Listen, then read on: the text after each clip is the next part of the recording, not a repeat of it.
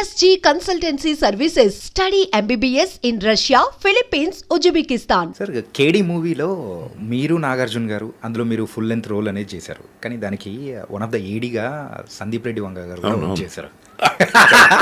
Lovely memory అది. Yeah ఏంటో sir ఆ మెమరీ ఎలా ఉంది, అసోసియేషన్ ఎలా ఉంది? బ్రిలియంట్ మెమరీ, అంటే వండర్ఫుల్ మెమరీస్. అవి చెప్పకూడదు నేను, ఎందుకంటే ఇప్పుడు అతను ఎక్కడో ఉన్నాడు. నాకు నేను చెప్పేవి ఎంత ఘోరంగా ఉంటాయంటే, ఓ ఎంత బాగుంటుందో వీళ్ళిద్దరి మధ్య అన్నది ఉంటుంది పాజిటివ్గా తీసుకుంటే. బట్ అది ఏంటంటే అదేదో ఇప్పుడు నేను గొప్పగా చెప్పుకుంటున్నట్టు అలా ఉంటుంది. కానీ అట్లే లేదు సార్, జస్ట్ అంటే అంటే ఆడియన్స్ నుంచి వచ్చినోడు బాగా డౌన్ టు ఎర్త్, పైగా మనిషి ఎప్పుడు సినిమా తప్ప ఇంకోటి తెలియదు. నేను అప్పటికే కొంచెం రైటింగ్ అది ఇది అని కొంచెం అప్పటికి గుండె జారవన్నీ కాదు కానీ, బట్ అమృతంగా పాపులర్ అయ్యి నేను డైరెక్షన్ అవి చేస్తాను ఇవన్నీ కొంచెం తెలుసు. పైకి మాట్లాడే మాటలు గ్రూప్లో కూర్చుంటే ఏదో ఒకటి మొదలు పెట్టేవాడు, ఇంకా అవ్వదు, అది అలాగే వెళ్తూ ఉంటుంది. సో అలాగ నన్ను నేనేం మాట్లాడినా షార్ట్ గ్యాప్ వస్తే పక్కొచ్చి కూర్చుండిపోయాడు. సార్ ఇలాగా అంటే కుర్చీ చేసుకుని కూర్చోంత టైం ఉండదు, అలా కూర్చుని నేను అలా కాదంటే కాదు సార్ చిన్న డౌట్, ఇదైతే మీరు ఎలా అనుకుంటారు, ఇదైతే మీరు ఏం చేస్తారు అన్న క్వశ్చన్స్ ఏదైతే అడుగుతున్నాడో డెఫినెట్గా చాలా మంచి విషయం ఉన్న మనిషి అన్నారు. అంటే ఇంకా ముఖ్యమైన విషయం, మట్టిలో మాణిక్యం ఒకడు ఉన్నాడు, తన పేరు కేకే కిరణ్. ఓకే, ఎవరు? కేడి డైరెక్టర్. ఆ సినిమా ఫెయిల్ అవటం వల్ల ఈ రోజుకి స్ట్రగుల్ అవుతున్నాడు అన్నమాట పక్కన పెడితే, సినిమా ఇండస్ట్రీలో ఇలాంటి విచిత్రాలు విపరీతాలు చాలా ఉంటాయి. పార్ట్ ఆఫ్ గేమ్ కింద తీసుకుంటాం తెలిసిన వాళ్ళకి. కానీ తన తాలూకు టేస్ట్ కానీ తన తాలూకు చాయిస్ కానీ చూస్తే డైరెక్షన్ డిపార్ట్మెంట్ దగ్గర నుంచి శ్రీకాంత్ అని చెప్పి కాస్ట్యూమ్ డిపార్ట్మెంట్లో ఉన్నవాళ్ళు, కేకే టీం ఉండేది వండర్ఫుల్ టీం అనమాట. అంటే అతన్ని సెలెక్ట్ చేసుకున్న మనుషుల్లో ఏదో ఉంటుంది, ఏదో యూనిక్ థింగ్ అనేది ఉంటుంది, ఒక డెఫినెట్గా ఒక పెక్యులర్ ఆస్పెక్ట్ ఒకటి ఉంటుంది, ఒక పెక్యులర్ క్రాఫ్ట్ టాలెంట్ ఏదో ఉంటుంది. Of all the people Sandeep నాకు బాగా కనెక్ట్ అయ్యాడు అప్పట్లోనే. చూసి అరే బాగుంది అని నాకు ఆ ప్రివిలేజ్. శేఖర్ కమల గారి దగ్గర నాగార్జున పరిచయం కానీ వీళ్ళందరూ ఎలా అంటే అప్పుడప్పుడే స్టార్ట్ అవుతున్నాయి కెరియర్స్. నేను వాళ్ళకన్నా కొంచెం సీనియర్ని. సో ఆబ్వియస్గా మనకి ఇవ్వాల్సిన వాల్యూ మన మాట తీరు కానీ ఇంకోటి కానీ నా దగ్గరకు అది బాగుండేది. అవన్నీ అంటే చెప్పడం నాకే మొహమాటంగా ఉంటుంది, ఎందుకంటే ఏదో ఇంకా చాలామంది ఉన్నవి లేని కూడా చెప్తుంటారు కదా, ఆ కేటగిరీలో నన్ను ఎవరు అనుమానించడం నాకు నచ్చదు. సో బాండ్ మాత్రం ఉంది ఇప్పటికీ. నేను ఎంత పెద్దోడైపోయాడు కదా అని చెప్పి అర్జున్ రెడ్డి టైంలో తన నెంబర్ తీసుకుని మెసేజ్ పెట్టడం పెద్ద విషయం కాదు, కానీ వద్దులే ఎప్పుడు నేను ఎదురు పడినప్పుడు తను మాట్లాడే తీరు బట్టి నేను నెక్స్ట్ మాట మాట్లాడచ్చా లేదో ఆలోచిస్తా. ఎందుకంటే ఫ్రాంక్లీ నేను ఏదో డిసప్పాయింట్ అయిపోతాను, తను ఏదో మర్చిపోతాను, ఇవి కూడా కాదు. నిజంగా తనతో ఏం మాట్లాడాలో కూడా తెలియదు నాకు. ఏం చెప్తాం, యానిమల్ బాగుంది, భలే నచ్చిందని 2 సార్లు చూసాను, ఇవే మాట్లాడాలి. థ్యాంక్ యూ ఏం చేస్తున్నాను, నన్ను ఏదో అడిగితే 2 మాటలు, సరే కలుద్దాం, తప్పకుండా కలుద్దాం. సో ఇలా కాకుండా ఏదైనా ఒక కన్స్ట్రక్టివ్గా ఏదైనా ఉందా అన్నది చూసుకుంటే కనుక అప్పుడు నేను ఇచ్చేస్తాను. కానీ నేనేం చేశాను, ఫేస్బుక్లో తను ఉన్నాడు, తను ఏదైనా పోస్ట్ పెడితే 20 లైక్లు 30 లైక్లు వస్తుంటాయి. చెప్తున్నా మాట వరుసకి 100 కూడా నేను చూసిన దాఖలాలు లేవు. సచ్ ఎ బిగ్ డైరెక్టర్కి మంచి పోస్టులు పెడతాడు, మంచి సాంగ్ విజువల్ లేదు. ఇదేంటి అంటే అక్కడ తక్కువ, అక్కడ నిజంగా చాలా మందికి సందీప్ రెడ్డి వంగ ఒరిజినల్ అకౌంటా కాదు కూడా తెలియదు, అది పాయింట్. నాకు డౌట్ వచ్చింది, సరేలే అని చెప్పి మెసెంజర్లో పెట్టా. బాగా గుర్తొస్తుంటావు నువ్వు, నేను నీ సక్సెస్ చూస్తున్నాను, బాగుంది, ఎప్పుడైనా ఎదురు పడితే తప్ప నేను ఇక్కడ ఏం మాట్లాడదలుచుకోలేదని చెప్పగానే వెంటనే sir let's catch up sir అని పెట్టి రిప్లై ఇచ్చింది. తన లాంగ్వేజ్ తన స్టైల్ నాకు తెలుసు కాబట్టి తర్వాత కనుక్కుంటే తెలిసింది తన అకౌంట్ అది. So it's a good thing. అంటే ఇంకా కొన్ని ఎలాగంటే నిజంగా అంటారు కదా, ఇడు పని ఉంటేనే కలుస్తాడు రా లేకపోతే కలవడా, నేను ఆ టైపే. నేను పని ఉంటేనే కలుస్తా లేకపోతే కలవ. ఎందుకు అనవసరంగా ఉత్తినే వేరే వాళ్ళు టైం తిని నాకేదో టైం పాస్ అవ్వట్లేదని ఖాళీగా ఉన్నావు పద అక్కడికి వెళ్ళి ఇంకా అడుగు గురించి ఇటు గురించి మాట్లాడుకోవాలి. అంటే ఇప్పుడు అదే చేస్తాం కానీ బిచ్చింగ్ ఉంటుంది ఈ కెమెరాలో మైకులు లేకపోతే, ఆడెంతదవా ఈడెంతదవా అది ఇది అనో టైం వేస్ట్. సార్ ఇంత ఫిలాసఫికల్గా మీరు మాట్లాడుతూ ఉంటారు, ఇది ఫిలాసఫీయా అంటే ఫిలాసఫికల్గా కొన్ని మాటలు సార్. అవునా? అంటే లైఫ్లో అందరూ అంటుంటారు, ఎక్కడైనా చెప్పండి అలాంటివి ఏమైనా దొరికితే. సార్ నిజంగా నాకు తెలీదు, నేను this is how I talk. నేను మామూలుగా మాట్లాడినప్పుడు కూడా ఎలా ఉంటాయి. సరే మీరు అడగండి. ఇట్లా మాట్లాడుతూ ఉంటారు కదా, సో దేవుడు, ఈ నమ్మకాలు, సెంటిమెంట్స్ ఇవన్నీ నమ్ముతూ ఉంటారా మీరు? అంటే ఎలా ఉన్నాయంటే అండి, దేవుడు అనే కన్నా నాకు అది డెఫినేషన్ నాకు నిజంగా తెలియదు. అంటే ఎలా అంటే దేవుడు రూపం ఏంటి, ఏ మతం ఏది అంటే అన్నీ తెలుసు, అంటే చూస్తూ ఉంటాం. కానీ అంత నాలెడ్జ్ నాకు లేదేమో నా ఫీలింగ్. పక్క నాస్తికులు ఎవరైతే ఉంటారో వాళ్ళ కాన్సెప్ట్ కూడా నాకు అర్థమవుతూ ఉంటుంది. అది కూడా అవసరం అనిపిస్తూ ఉంటుంది. ఓకే. ఎందుకంటే మతం పేరుతో జరుగుతున్న దుర్మార్గాలు ఏవైతే ఉంటాయో, ఆ దాష్టికాలు ఏవైతే ఉంటాయో అవి వాటిని చూసినప్పుడు మతం మీద కోపం వస్తుంది, దేవుడి మీద కాదు. దేవుడి మీద కాదు, దేవుడు అన్నవాడు అసలు మన నాలెడ్జ్ మించి. But I have good feelings for certain things. Like నాకు చాలా ఇష్టమైంది ఏంటంటే, ఒక గుడికి వెళ్తే చాలా హ్యాపీగా ఉంటా.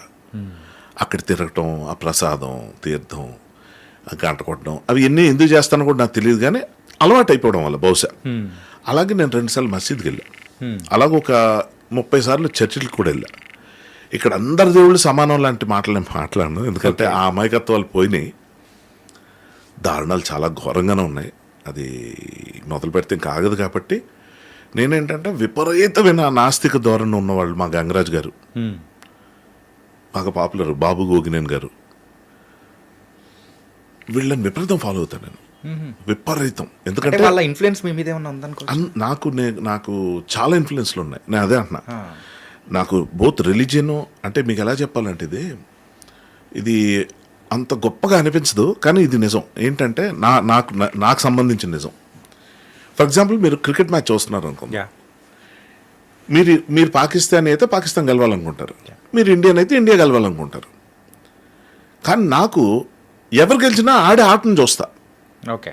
నా ప్రాబ్లం ఏంటంటే, గాంధీ ఎంత అర్థమవుతాడో నాకు గాడ్సే కూడా అంతే అర్థమవుతాడు. సో నాకు I can't take a stand, వీళ్ళు రైట్ వీళ్ళు రాంగ్ అనే పరిస్థితి నాకు ఉండదు. ఎంత దుర్మార్గమైన పరిస్థితుల్లో ఒక మనిషి సఫర్ అవుతున్నా, అలా సఫర్ అవడానికి గల కారణాల్లో ఉన్న మిస్టేక్లు కూడా నాకు అర్థమవుతుంటాయి. సో గబుకన్నా నా సింపతీస్ అట్ వెళ్ళవు. చెప్పాలని ఉంటుంది, ఎలా చెప్పాలో తెలీదు.